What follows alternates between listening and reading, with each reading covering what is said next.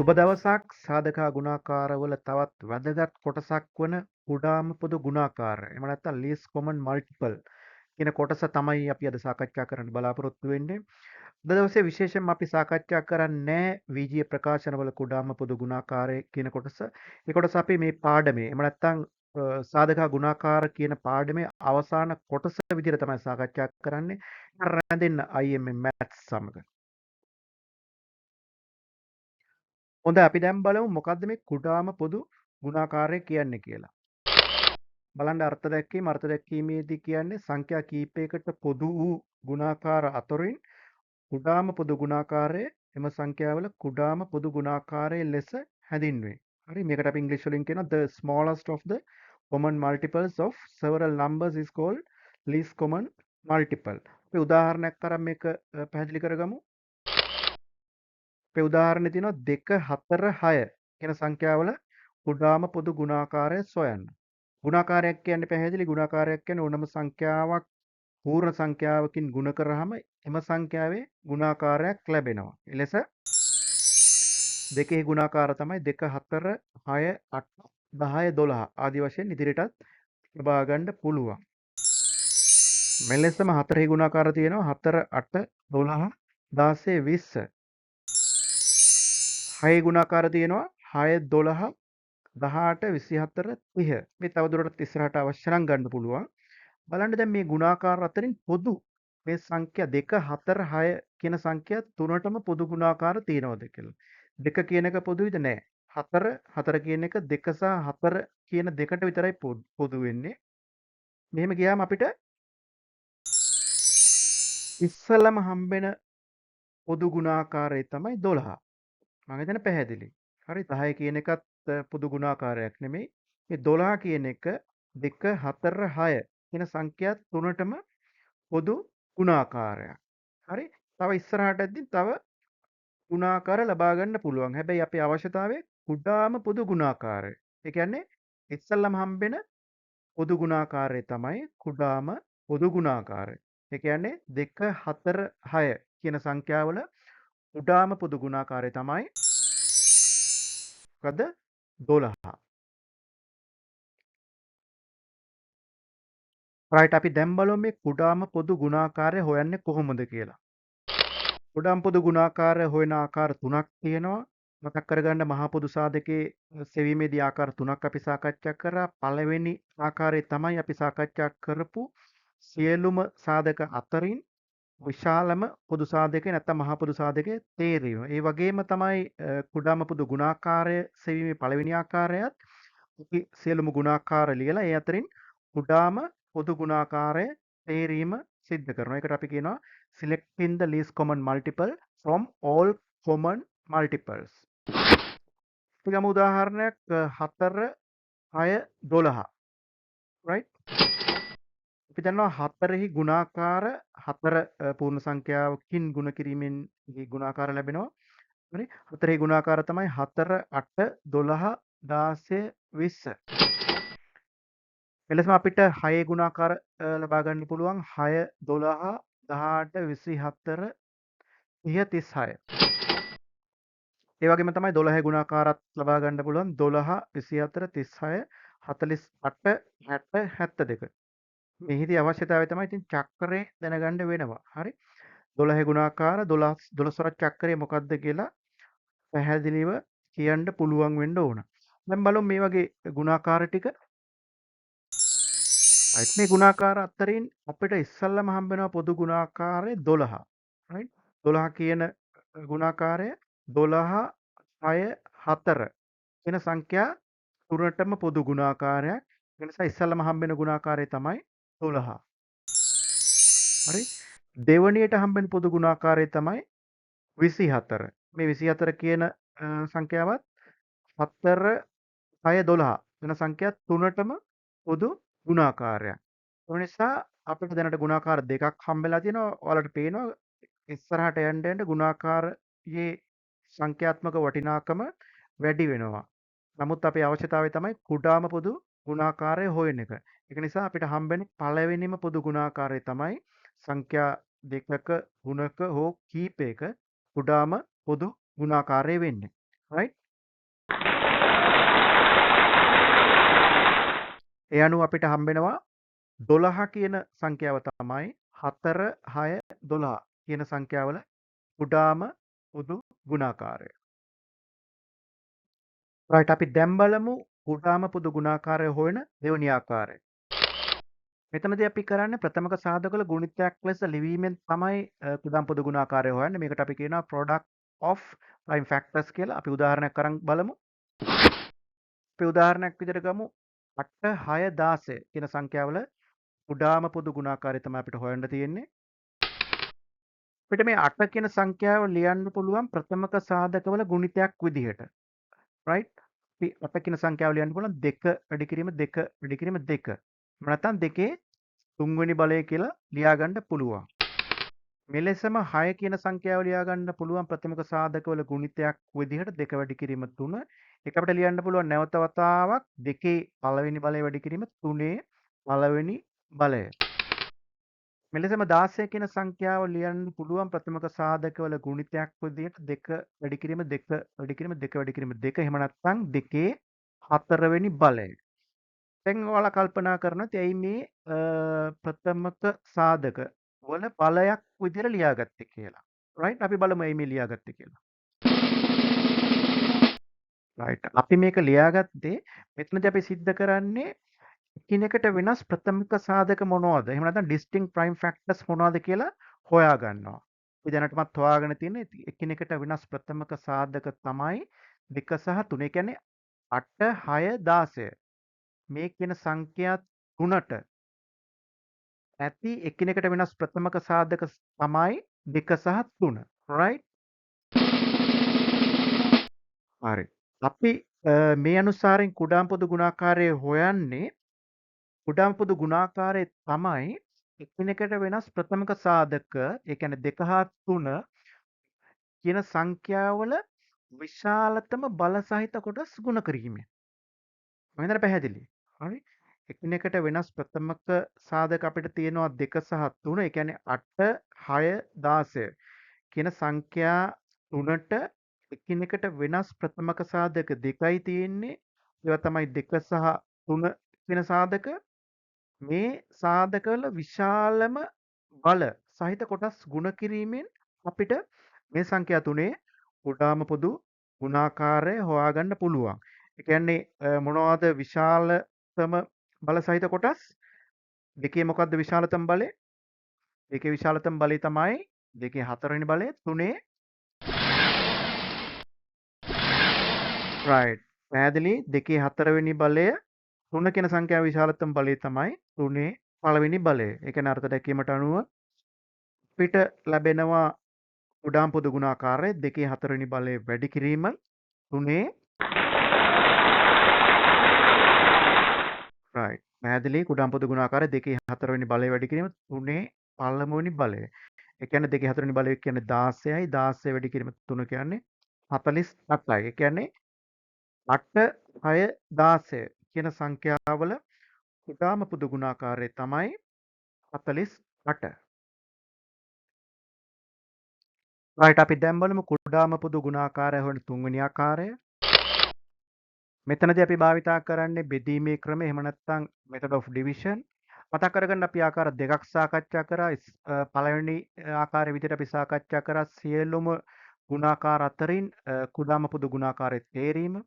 දෙවෙනිට අපි සාකච්ඡා කරා එකිනෙකට වෙනස් ප්‍රථමක සාධකවල ගුණිතයක් ලෙස ලියාගෙන ඒ ප්‍රථමක සාධකවල විශාලතම බල සහිත කොටස් ගුණ කිරීමෙන් කුඩාම පොදු ගුණාකාරය හෙව්වා. දැන් අපි බලමු තුන්වෙනි ආකාරයේ බෙදීමේ ක්‍රමය. එහෙම නැත්නම් method of division ක්‍රමයෙන් කොහොමද කුඩාම පොදු ගුණාකාරය හොයන්නේ කියලා. right පෙර උදාහරණයම ගමු 8 6 16 කියන සංඛ්‍යා. හරි මෙතනදී මතක තියාගන්න ඕන කාරණයක් තියෙනවා. මෙතනදී අපි කරන්නේ අඩුම තරමේ right අඩුම තරමේ සංඛ්‍යා දෙකක්වත් බෙදෙන ප්‍රථමක සංඛ්‍යාවකින් තමයි අපි මේ කුඩාම පොදු ගුණාකාරයේ සෙවීමට අවශ්‍ය සංඛ්‍යා අපිට සංඛ්‍යා තුනක් තියෙනවා. සංඛ්‍යා තුන බෙදීම සිදු කරන්නේ. right අපේ සංඛ්‍යා තුන තමයි 8 6 16. මේ 8 6 16 කියන සංඛ්‍යා තුනෙන් අඩුම තරමේ සංඛ්‍යා දෙකක්වත් බෙදෙන ප්‍රථමක සංඛ්‍යාවකින් තමයි බෙදීම ආරම්භ කරන්නේ. මතක් කරගන්න අපි කොහොමද මහා පොදු සාධක හෙව්වේ කියලා. මහා පොදු සාධකයේ සෙවීමේදී අපි කළේ සංඛ්‍යා තුනම බෙදෙන ප්‍රථමක සංඛ්‍යාවකින් තමයි බෙදීම සිදු කළේ. මෙතනදී වෙනස තමයි අඩුම තරමේ සංඛ්‍යා දෙකක්වත් බෙදෙනවා නම් අපි ඒ සංඛ්‍යාවෙන් බෙදීම ආරම්භ කරනවා. තවත් මතක් කරගන්න ඕන කාරණයක් තියෙනවා. එලෙස බෙදෙන්නේ නැති සංඛ්‍යා තියෙනවා නම් ඒ සංඛ්‍යා එලෙසම ලියා ගනු ලබනවා. අපි උදාහරණේ ඉදිරියට කරගෙන යමු. රයිට් අපේ සංඛ්‍යා තුන තමයි 8 6 16. මේ සංඛ්‍යා තුනම දෙකෙන් බෙදෙනවා. ප්‍රශ්නයක් නැහැ. එතකොට අපිට ලැබෙනවා 4 3 8. දැන් බලන්න මේ 4 3 8. 4 3 කියන සංඛ්‍යා තුන ගත්තාම අපි බෙදන්නේ දෙකෙන්. මොකද දෙකෙන් බෙදන්නේ 4 සහ 8 කියන සංඛ්‍යා දෙකම දෙකෙන් බෙදෙනවා. නමුත් 3 කියන සංඛ්‍යාව දෙකෙන් බෙදෙන්නේ නැහැ. අපි මෙතනදී දෙකෙන් බෙදුන්නේ නැති වුණාට ප්‍රශ්නයක් නැහැ. මේ 3 කියන සංඛ්‍යාව එලෙසම ඊළඟ පියවරේදී ලියා ගැනීමට අවශ්‍යයි. රයිට්. මම හිතන්නේ පැහැදිලි. එතකොට අපිට ලැබෙනවා 2 3 4. රයිට්. 2 3 4. මෙතනදිත් ඒ සිද්ධියම තමයි වෙන්නේ. 2 4 කියන සංඛ්‍යා දෙක දෙකෙන් බෙදෙනවා. 3 කියන එක බෙදෙන්නේ නැහැ. ඒක නිසා බෙදෙන සංඛ්‍යා බෙදලා ලැබෙන පිළිතුර සහ 3 සංඛ්‍යා එලෙසම ලියාගනු ලබනවා. රයිට්. අපිට එතකොට ලැබෙනවා 1 3 2. මේවෙන් කොහොමද අපි මේ කුඩාම පොදු ගුණාකාරය හොයන්නේ? රයිට්. මෙතනදී අපි සිදු කරන්නේ බෙදීම සිදු කළ සහ ඉතිරි සංඛ්‍යා ගුණ කිරීම තමයි සිදු කරනු ලබන්නේ. මොනවද බෙදීම සිදු කළ සංඛ්‍යා? හරි. 2 2 2 කියන සංඛ්‍යා වලින් තමයි බෙදීම සිදු කරලා තියෙන්නේ. ඉතිරි සංඛ්‍යා තමයි 1 3 2. එතකොට මේ අර්ථ දැක්වීමට අනුව කුඩාම පොදු ගුණාකාරය එහෙම නැත්නම් least common multiple තමයි මොකද්ද මේ සංඛ්‍යා ටික ගුණ කිරීමෙන් අපිට 48 කියන සංඛ්‍යාව ලැබෙනවා. 8 6 16 කියන සංඛ්‍යාවල කුඩාම පොදු ගුණාකාරය ලෙස.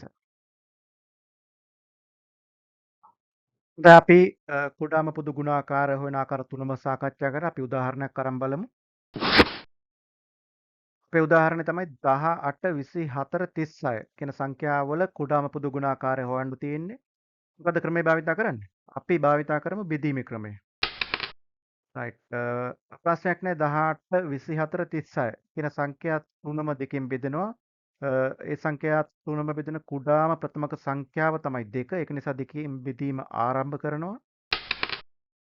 දෙකෙන් බෙදුවම අපිට හම්බ වෙනවා 9 12 18. දැන් මෙතනදී අපි ඉගෙන ගත්ත අඩුම තරමේ සංඛ්‍යා දෙකක්වත් බෙදෙනවා නම් බෙදීම සිදු කළ යුතුයි කියලා.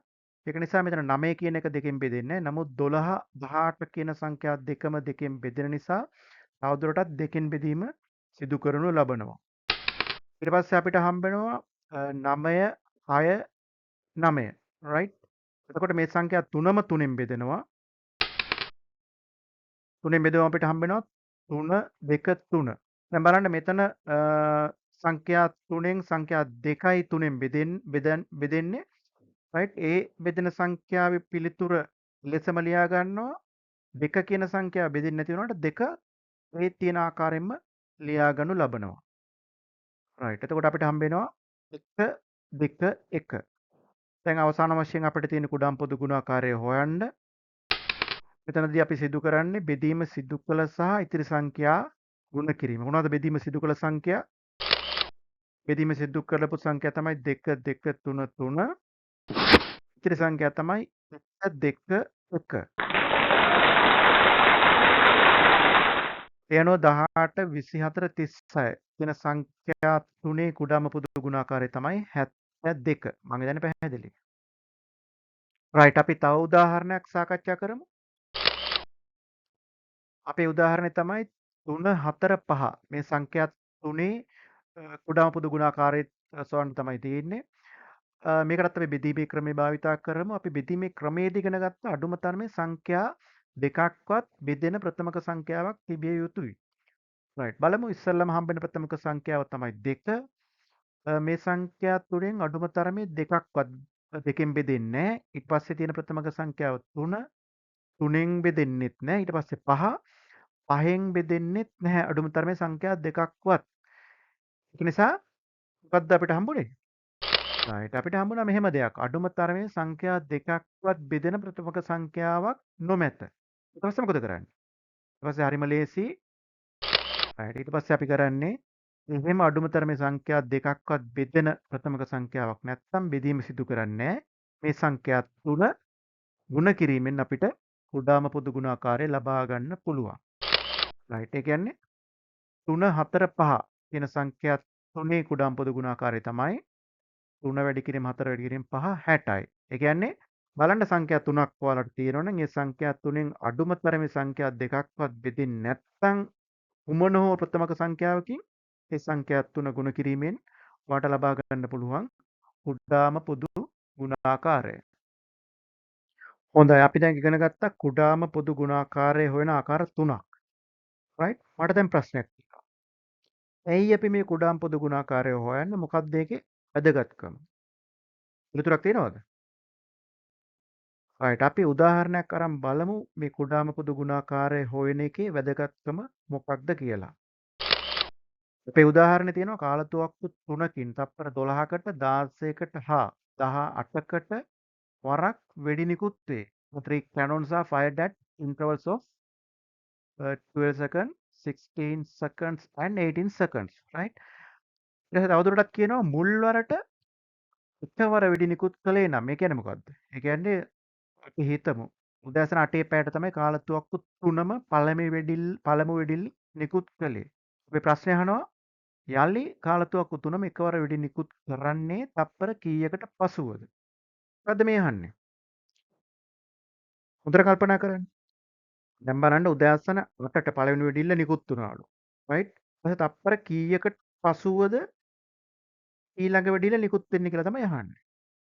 රයිට්. දැන් පළවෙනි කාලතුවක්කුව තප්පර 12කට පාරක් වෙඩි නිකුත් කරනවා. දෙවෙනි එක තප්පර 16කට, තුන්වෙනි එක තප්පර 18කට වරක්.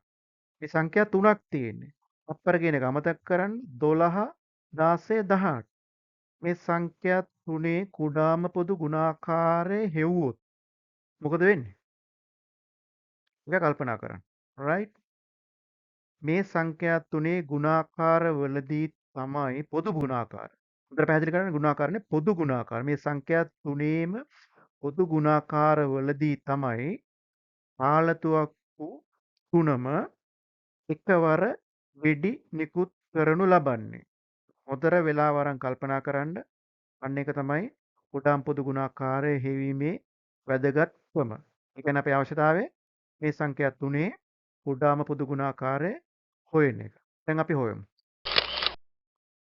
රයිට් 12 16 18 වෙන සංඛ්‍යා තුන තමයි තියෙන්නේ. අපි ක්‍රම තුනක් ඉගෙන ගත්තා.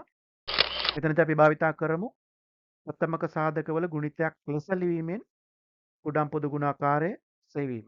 රයිට් 12 කියන සංඛ්‍යාව ලියුව හැකි 2 වැඩි කිරීම 2 වැඩි කිරීම 3 මේක අපිට ලියුව හැකි 2 දෙවෙනි බලය වැඩි කිරීම 3 පළවෙනි බලය.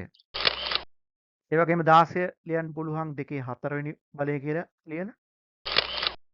18 කියන සංඛ්‍යාව ලියන්න පුළුවන් 2 වැඩි කිරීම 3 වැඩි කිරීම 3 ඒ කියන්නේ 2 පළවෙනි බලය වැඩි කිරීම 3 දෙවෙනි බලය. රයිට්? දැන් බලන්න දැන් එකිනෙකට වෙනස් ප්‍රථමක සාධක මොනවද තියෙන්නේ? මේ සංඛ්‍යා තුනටම ප්‍රථමක සාධක දෙකයි තියෙන්නේ. 2 සහ 3. එකිනෙකට වෙනස් ප්‍රථමක සාධක 2 සහ 3. අපි ඉගෙන ගත්තා මෙතනදී අපි කරන්නේ එකිනෙකට වෙනස් ප්‍රථමක සාධක වල විශාලතම බල සහිත කොටස් ගුණ කිරීමෙන් කුඩාම පොදු ගුණාකාරය ලබාගත හැක. රයිට්. ප්‍රථමක සාධක වෙනස් ප්‍රථමක සාධක දෙකයි තියෙන්නේ 2 සහ 3 දෙකේ විශාලතම බලය තමයි බලය සහිත කොටස තමයි 2 හතරවෙනි බලය. ඒ කියන්නේ 2 හතරවෙනි බලය ගුණ කරනවා 3 කියන ප්‍රථමක සාධකයේ විශාලතම බල සහිත කොටස තමයි 3 වර්ගය. 3 දෙවෙනි බලය. රයිට්? ඒ කියන්නේ 2 හතරවෙනි බලය වැඩි කිරීම 3 දෙවෙනි වන බලය. එතකොට අපිට පිළිතුර ලැබෙනවා 16 වැඩි කිරීම 9 කියන්නේ 144. රයිට්. ඒ කියන්නේ ඒ කියන්නේ මේ 12 16 18 කියන්නේ තත්පර. මෙතනින් අපිට හම්බ වෙනවා පිළිතුර විදිහට තත්පර 144කට පසුව තමයි ඊළඟට කාලතුවක්කු තුනම එකවර මොකද්ද? එකවර වෙඩි නිකුත් කරන්න. මම හිතන්නේ පැහැදිලි. හොඳයි අපි අද ඉගෙන ගත්ත කුඩාම පොදු ගුණාකාරය හොයන ආකාර තුනක්. අපි කලින් පාඩමේ ඉගෙන ගත්තා මහා පොදු සාධක එහෙම නැත්නම් highest common factor කොහොමද හොයන්නේ කියලා. අපි දැන් බලමු මේ කුඩා පොදු ගුණාකාරය සහ මහා පොදු සාධකය හොයන්නේ කොහොමද? සහ ඒ දෙකේ ගති ලක්ෂණ මොනවද කියලා අපි ඉගෙන ගමු. මේ දෙක සංසන්දනය කිරීමෙන්. අපි උදාහරණයක් විදියට ගමු 4 8 16 මේ කියන සංඛ්‍යා තුනේ මහා පොදු සාධකය සහ කුඩා පොදු ගුණාකාරය සොයලා අපි සංසන්දනය කරමු මේ වගේ ගති ලක්ෂණ. right අපි ඉස්සෙල්ලාම 4 8 16 කියන සංඛ්‍යා තුනේ මහා පොදු සාධකයේ highest common factor හොයමු. අපි මේකට භාවිතා කරමු ප්‍රථමක සාධකවල ගුණිතයක් ලෙස ලිවීමේ ක්‍රමය. right 4 ලියාගත්ත 2 වැඩි කිරීම 2. එලෙසම 8ත් ලියා ගන්න පුළුවන් 2 වැඩි කිරීම 2 වැඩි කිරීම 2. 16 කියන සංඛ්‍යාවත් ලියාගත්තා 2 වැඩි කිරීම 2 වැඩි කිරීම 2 වැඩි කිරීම 2. right දැන් අපි ඉගෙනගෙන තියෙනවා මහා පොදු සාධකයේ කියන්නේ මේ සාධක අතරින් මේ සංඛ්‍යා තුනටම පොදු ප්‍රථමක සාධක තියෙනවා නම් ඒවා හොයාගෙන ඒ දෙක ගුණ කිරීමෙන් තමයි අපි මහා පොදු සාධකය හොයාගන්නේ. right අපි ඉස්සෙල්ලාම හම්බ වෙනවා අපිට 2 නැවත වරක් හම්බ වෙනවා 2 ඊට පස්සේ අපිට 4 8 16 කියන සංඛ්‍යාවල මහා පොදු සාධකයේ විදිහට ලැබෙනවා 2 වැඩි කිරීම 2 4 4 කියන සංඛ්‍යාව ලැබෙනවා මහා පොදු සාධකයේ ලෙස. right බලන්න මේ 4 දැන් මේ මහා පොදු සාධක අපි හොයාගත්තා. හොයාගත්තේ 4 8 16 කියන සංඛ්‍යාවල. right හොඳට බලන්න. 4 8 කියන 16 යන සංඛ්‍යාවල මහා පොදු සාධකයේ වෙනවා 4. ඒ කියන්නේ මේ සංඛ්‍යා තුනේ කුඩාම සංඛ්‍යාව මොකද්ද? 4. right? ඒ මහා පොදු සාධකය මොකද්ද? ඒත් 4. හොඳට මතක තියාගන්න සංඛ්‍යා තුනක හෝ කීපයක මහා පොදු සාධකය කියන්නේ ඒ සංඛ්‍යාවල කුඩාම සංඛ්‍යාව හෝ එහි සාධකයක්. right? ඒ කියන්නේ සංඛ්‍යා තුනක මහා පොදු සාධකයේ හැම විටම ඒ සංඛ්‍යා තුනේ කුඩාම සංඛ්‍යාව හෝ ඊට වඩා කුඩා සංඛ්‍යාවක් වෙනවා. right? දැන් 4 8 16 කියන සංඛ්‍යා තුනේ මහා පොදු සාධකය වෙන්න ඕන 4 හෝ ඊට වඩා කුඩා සංඛ්‍යාවක්. ඒ කියන්නේ 4 සාධකයක්. right. කොහොමම අපි බලමු කොහොමද කුඩාම පොදු ගුණාකාරය හොයන්නේ කියලා. right. කුඩාම පොදු ගුණාකාරය හොයනකොට අපි ඒකටත් භාවිතා කරමු ප්‍රථමක සාධකවල ගුණිත ලෙස ලිවීමේ ක්‍රමය. right 4 කියන එක අපිට ලියුව හැකි 2 වැඩි කිරීම 2 පෙර සේමයි. ඒක අපි තව පියවරක් ඉස්සරහට යනවා 2 දෙවෙනි බලය කියලා ලියා ගන්නවා.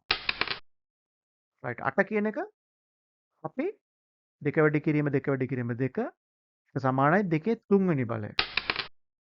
මේ වගේම 16 කියන එකත් අපි ලියා ගන්නවා 2 උත්තරවෙනි බලය කියලා. අපි ඉගෙන ගත්ත කුඩාම් පොදු ගුණාකාරය සෙවීමේදී මොකද්ද? right.